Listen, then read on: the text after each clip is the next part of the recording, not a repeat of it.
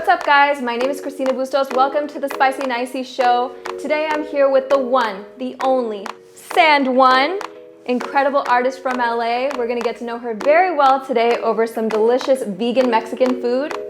You're not gonna wanna miss it.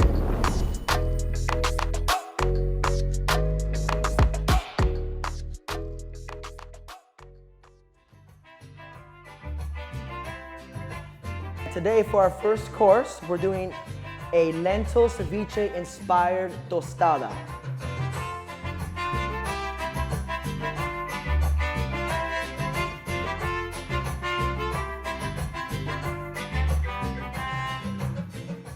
We used red and green lentils. What I did first was sweat out the onions and garlic with a little bit of oil in a saucepan. Then hit it with the lentils and cover it with just enough water and let it cook and simmer down for about 20 minutes.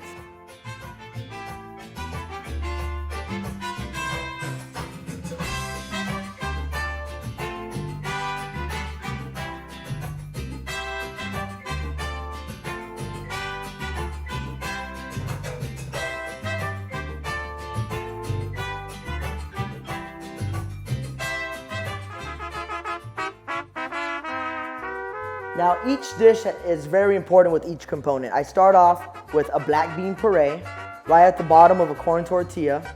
Then I hit it with a roasted cauliflower that I tossed in guajillo chilies and pastillo chilies to kind of give that barbacoa flavor. On top, I will add pickled onions to kind of balance the flavor with sweet and acidity.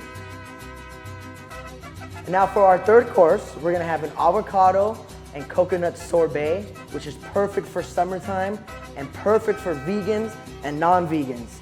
The dish is 3 ingredients: a coconut and avocado puree with frozen raspberries. Very refreshing, easy to make. For our first course, we have vegan ceviche. Organic. Qué rico, kibe. How vegan is it? Extremely vegan. Do you certify this? I certify this. Y ya vas a ver. Usted mire, usted pruébalo y me avisa después. A ver.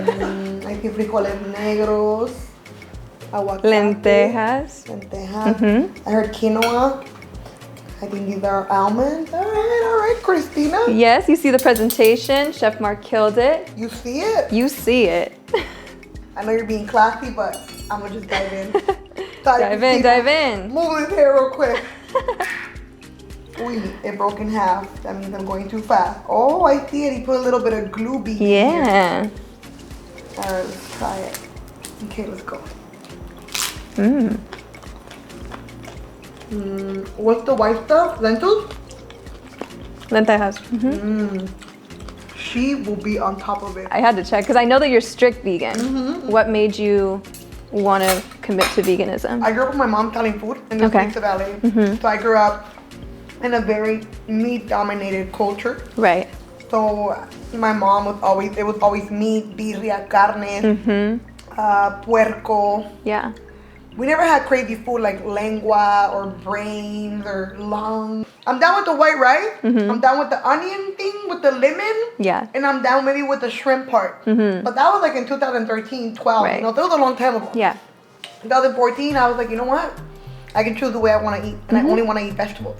Now I'm an adult, so I can choose exactly what I want. Nobody can tell me nothing. Nobody. Not even my mom. Because my mom was the one that would be like, te vas a morir and you're going to die. And I'll be like, Mom, please. I just want to eat beans and rice. Is she cool with it now? She's Does cool she with eat it like now, you? and she eats like me too. Okay. Yeah. So now she's converted to the dark side. But I call it the green side. So now she's cool with it. But yeah, it's been about 6 years. I love it. So I grew up eating meat only, right? Right. So I'll be in the lunch truck with my mom, and I'll throw the meat in the freaking pan thing, in the big pan in the lunch truck, and she'll be like, cook it all the way till the blood dries up. What? Hold on. So I gotta stand here till the blood dries up, and I gotta keep twisting it, and then put the meat seasoning. Hold on. So how much do I put? Lightly? No, go hard, because if you don't, then it tastes like nothing. So I was like, wait, so what am I eating? Is it the chewy consistency? So it just blew my mind, right? Working in that world blew my mind, where I just wanted to eat quesadillas, because it was white. Quesadillas or beans and rice and aguacate. So it's crazy. Now that I'm an adult, I can choose what I want to eat. How do you feel about cooking your own meals? Do you like to cook? Do you like to eat out? Okay. Yeah, I love cooking. Good question. I love cooking, but I wanted to be a chef originally. Okay. But it didn't work out like that. Life ended up making me an artist. The greatest artist coming out of California. Facts. LA! It's where I was raised. But everyone knows me all over California and every single state. So I'm a very well-known female artist. And I gotta toot my own horn. I gotta give myself credit. You know? Yes. Like, all I the believe props. in myself. And I've always believed in myself. And everybody thought I was stupid. Like, you and your fucking stupid dolls. Like, you don't even make money off of it. But I am! So initially, I wanted to be a chef. Just like Chef Mark mentioned, he went to Pasadena to like Cordon Bleu. Well, I went there when I was 16 to try to go to that school, but it was too expensive. So that dream went out the window. And then I started painting. And I ended up becoming an artist. See? But I originally wanted to be a chef, so I know how to cook. But you've always been creative. You always wanted to express yourself in some type of way. Yeah. So I wanted to ask you, do you remember the first doll that you ever painted? Yeah, 2007. I painted a doll in my backyard, which was the train track where I used to live in East LA, behind the apartment where I used to live. And I was so mesmerized by it. And then people in the area where I used to live were like, damn, I saw you up. That's what's up. When they say I saw you up, that means they saw your artwork up, right? Yeah. Your graffiti.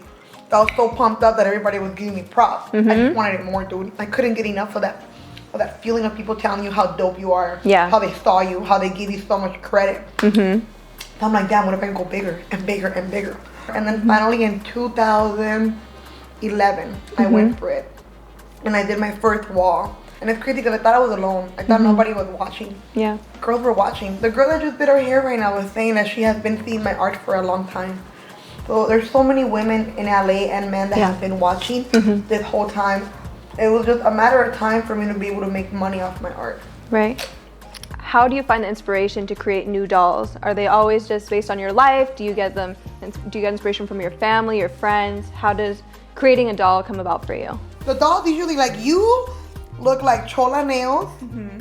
You look like, you could pass by Stacks. I love Stacks. And then, let me see, I have a jacket here. Chola nails, Stacks, Mascara Baby, and Sandal, and Smooth Hustler. You have their features. Yeah. So in my new world that I created, I don't just paint in the streets. Now I have galleries, and I have a clothing brand, and I have many dolls with a name, a story, a horoscope. Like, I know you're into horoscopes. I love horoscopes. I know you're a Libra. Yes. Because she always talks about horoscopes on her Instagram. Like, I knew he was a Gemini when I started talking to him. So I know you're into horoscopes. It's true. My mom and you, like, The nails. color, nails, diamonds, earrings, bam, look at me, I'm right here. So, like, my mom is one of my dolls, my best friend is one of my dolls, my sister is one of my dolls. I'm a couple of the dolls, you know? I have a Mexican doll, a Russian girl, I have a French doll, I have a British doll, I have a Haitian doll, I have a Japanese doll. So many dolls with different cultures in them. So it's really cool that when a girl comes to my galleries now, the girl will be like, let me get Softy, because that's me. What? You know the name? Oh my God. I think that's why people connect with you so much, because they can see themselves in at least one of the dolls. Because for me, I feel like you include everybody. Like me, I just think back, like, growing up, like, you didn't see a lot of representation. You didn't see a lot of, like, Latina representation, and, you know, and I feel like I connect with your dolls for that reason. I'm just like, oh, I'm Stacks today. I am, you know, Smooth Hustler today. Like, you really connect with it in that way. And also, they're so cute to look at. I'm just like, I want to have my nails like that. I want to have my lashes like that. So I think that's really different, and that's really cool about your art, that everybody feels like they're a part of it. It's my version of Barbie, but the gangster version. Yeah. The one that has been more through swagged heartbreak, fly, heartbreak. You've been treated like shit before. You've been cheated on. Like, Barbie hasn't really experienced the hood shit. These dolls have, you know? They've experienced drive-bys, gangster boyfriend, D-boys, hustlers. You know, they've experienced many things in life, you know? So I think that's why girls relate. Like, girls tell me, Stan, I'm like Stacks. I walked away from a cheating boyfriend. Oh my God, good job. And now I'm getting my money. So it's really cool. It's really cool. I'm glad that I created this world. Thank you for being in it. Thank you. What I really respect about you is that you're transparent. A lot of people, they just like to show the pretty. They show the glam, they show everything with filters. You are not like that. And I feel like that's why people relate to you, people respect you, because you're real. You tell about the good, the bad, relationships, everything. And I feel like a lot of people must come to you for advice. Yeah, they do. How do you feel about that? And do you incorporate that into your art? Yeah. So like when you read about a doll, so let's say, let me give you this doll. Her name is Stony. Stony used to be suicidal, right? Her parents were both addicts. So she grew up with addict parents and her grandparents raised her.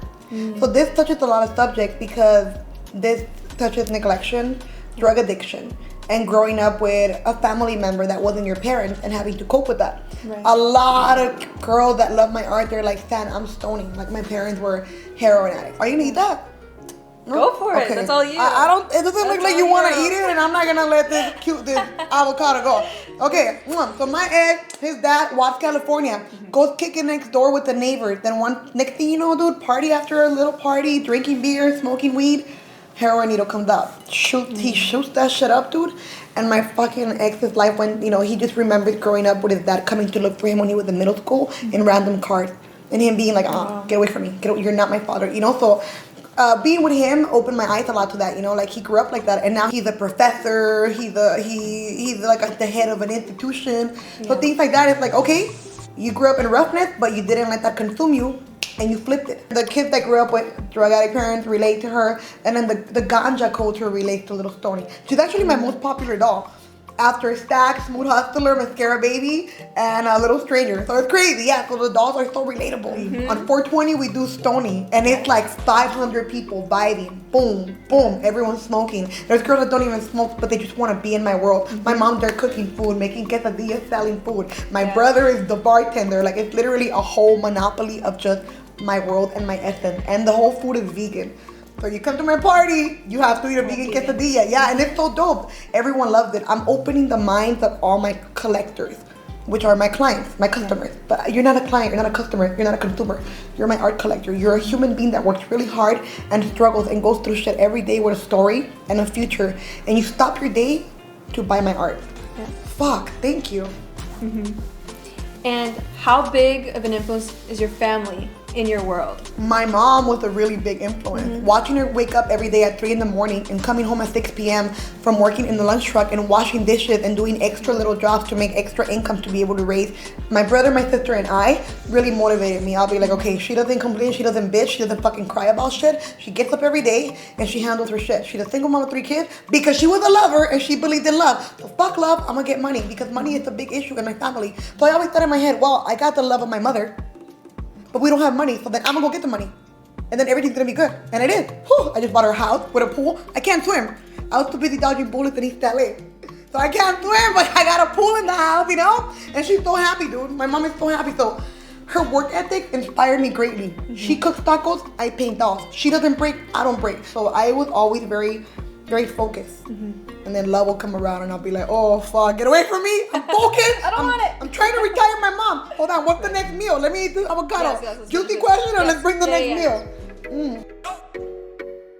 What are we looking at? Bring it on. Oh, mira, wow. mira, aquí look. Tenemos vegan barbacoa taco, cauliflower, puree beans. In conjunction with pickles? In conjunction with pickles. Let me say my mind that. All right, I love it. let's just dive in. Yeah, let's dive in. All right, let's try. dive in. Damn, and it's all vegan? All vegan. See the cauliflower? Wow, that's tasty.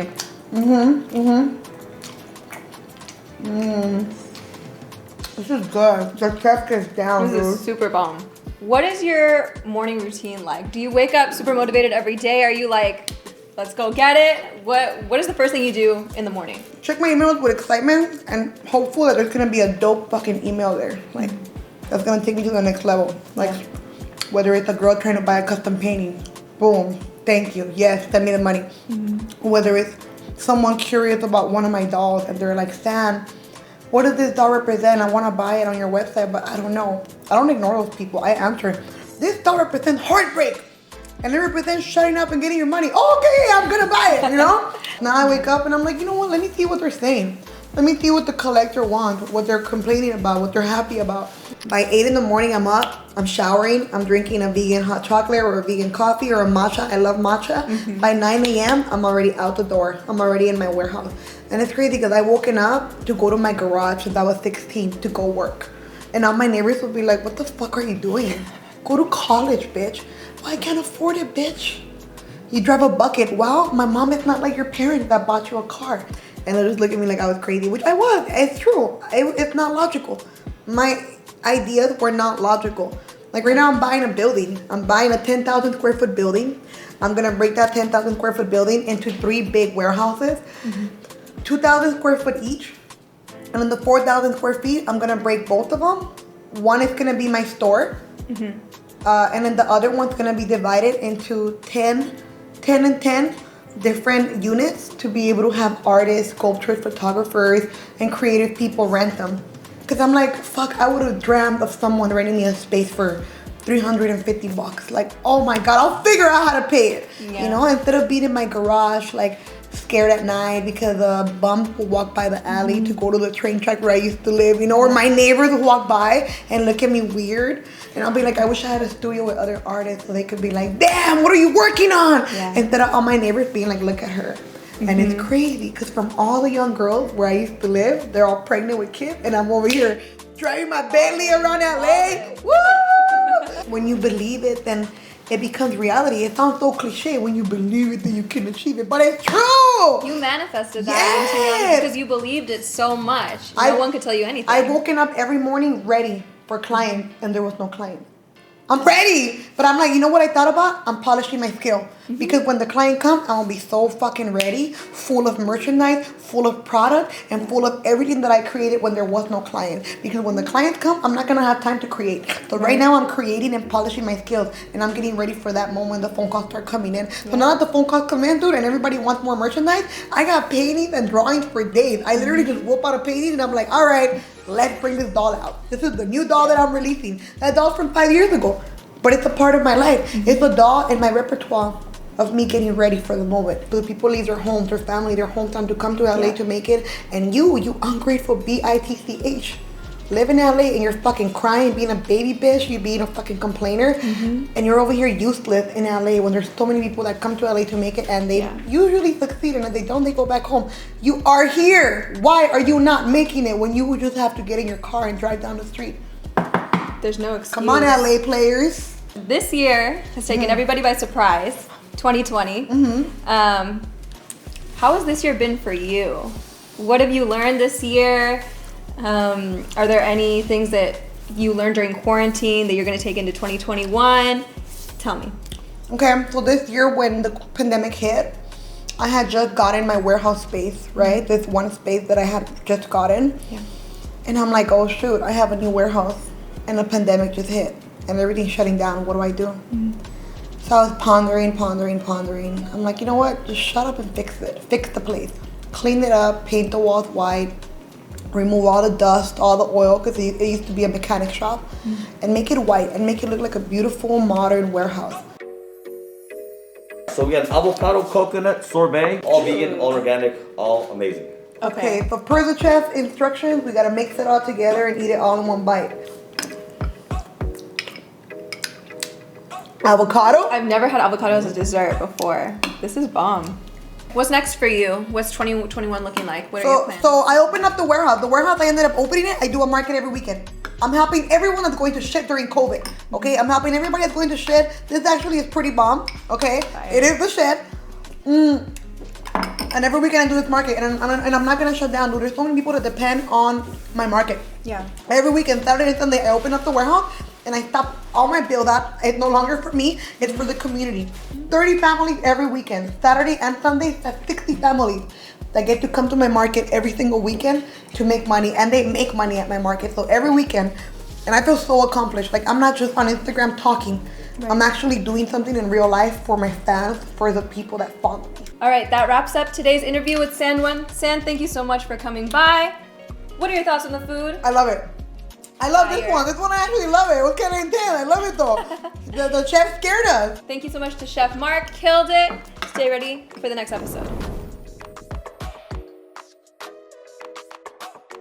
Hey, so what you think of the show? Yeah, it was good. I like the cooking part. The cooking part made it really cool. Chula. That's really cool. The last part was dope. He hit us with some random ass dessert. Oh yeah. I was like, oh fuck, boy, it's vegan, but shut the fuck fuck up and eat it, but it was good. I liked And we it. know avocados are fruits, you know that? Yeah, of course. Yeah, I know. But in the fruit salad, they never put I avocados. believe tomatoes too are fruits. You believe that? Cabal. I didn't Fuckery. know. The scam. That's like some 2020 shit. Póngase la Scam. pena. 2020 is gonna be my year. Pues, ahí lo guacho pues. Hey, tap in or get tapped out. Bye.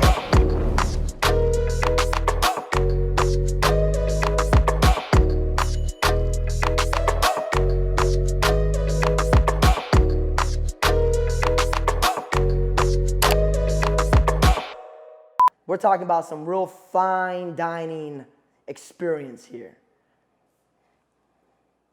I love it. Okay, I'm gonna go take a shit now. That's just fuck. I was like, fuck this. I was like, all right. Dale.